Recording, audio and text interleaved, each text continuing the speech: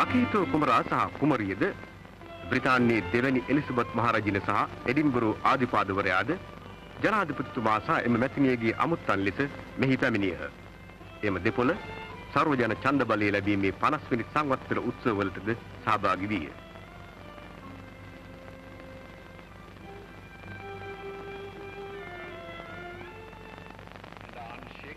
ජයවර්ධන මැතිතුමා නොබැඳි ව්‍යාපාරයේ මෙන්ම පොදු රාජ්‍ය මණ්ඩලයේ කටයුතු වලද ක්‍රියාශීලී ලෙස නිරතව සිටී. Colombo conference, Jawaharlal Nehru, in his opening address on the 28th of April 1954, said, "The main problem in the world was the continuing problem of the Cold War between two blocks of big powerful countries." එක් ජාතීන්ගේ ස්වාධීනත්වයට තර්ජන වන පරිදි මහා බලවතුන්ගේ කඳුරු වලට නොබැඳී මධ්‍යස්ථ පිළිවෙතක් අනුගමනය කිරීම නොබැඳි ව්‍යාපාරයේ දර්ශනයයි. This was the first public occasion and conference where the word non-aligned was used.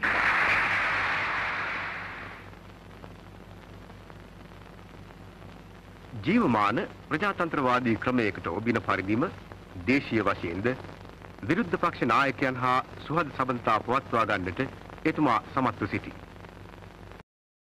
Junius R. Jayawardena, 1978 to 1988. Mr. Junius R. Jayawardene becomes Prime Minister, subsequently becomes Sri Lanka's first executive president. He gained a landslide victory, winning 140 seats out of 168. Mr. Junius R. Jayawardene became the Prime Minister in 1977.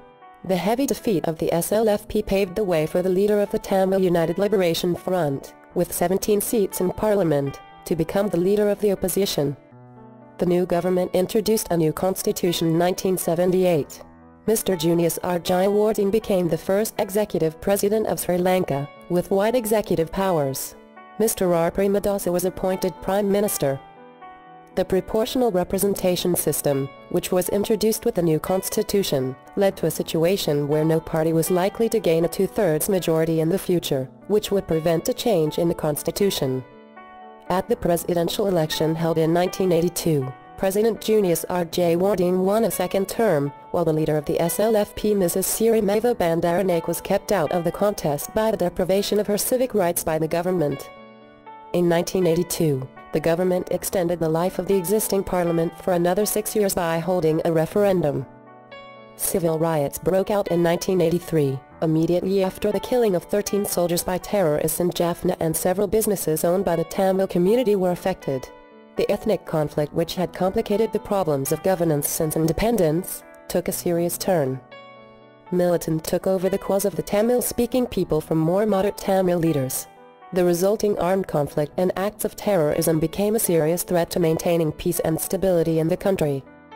The government signed an Indo-Sri Lanka Accord in 1987 to solve the ethnic conflict. The Indian Army arrived as a peacekeeping force to enforce the accord in the north and the east. There was a complete turnaround in economic policy in 1977, as the previous policies had led to economic stagnation. Open and liberalized economic policies were introduced. Private sector-led development was emphasized. Several policy changes were made to create an environment conducive to foreign and local investment, with the objective of promoting export-led growth. Government activity was largely limited to development of economic and social infrastructure and maintaining social welfare. Trade and exchange controls and licensing were removed progressively. Efficient markets were promoted. Privatization of government enterprises commenced. There was a shift from import substitution to export-led growth. The Greater Colombo Economic Commission was established to facilitate export-oriented enterprises and to administer export processing zones. An extensive housing development program was initiated to meet housing shortages in urban and rural areas.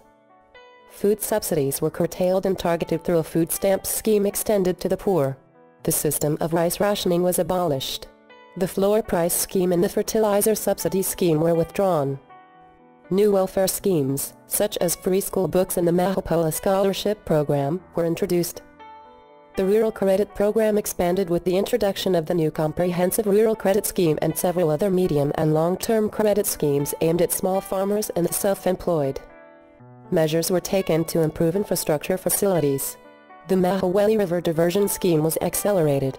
New reservoirs and power stations were created at Kotmal, Victoria, Ramdinigala, Rantam and Ulhadia. Several trans-basin canals diverted water to the dry zone. In 1981, Sri Lanka pioneered the Indian Ocean Marine Affairs Cooperation, IOMAC, to promote the possibility of economic, scientific and technical cooperation in the Indian Ocean. It was also intended to be a forum for sharing scientific and technological capabilities between the developed and developing countries. The South Asian Association for Regional Cooperation, SAARC, formed in 1985, is the first group for regional cooperation among South Asian countries. It included Bangladesh, Bhutan, India, the Maldives, Nepal, Pakistan and Sri Lanka. Economic cooperation is stressed in the SAARC, and the emergence of the South Asian Preferential Tariff Agreement, SAPTA, and the South Asian Free Trade Area, SAFTA, are major outcomes. Sri Lanka showed keen interest in key areas of free trade, technology and provision of services. A civil insurrection took place in 1988-89, led by the JVP, which had gone underground since its proscription in July 1983. The government was able to control the insurgent activities. The 1988 general elections and presidential elections were held at the height of the JVP activities. Mr. R. Premadasa won the presidential election.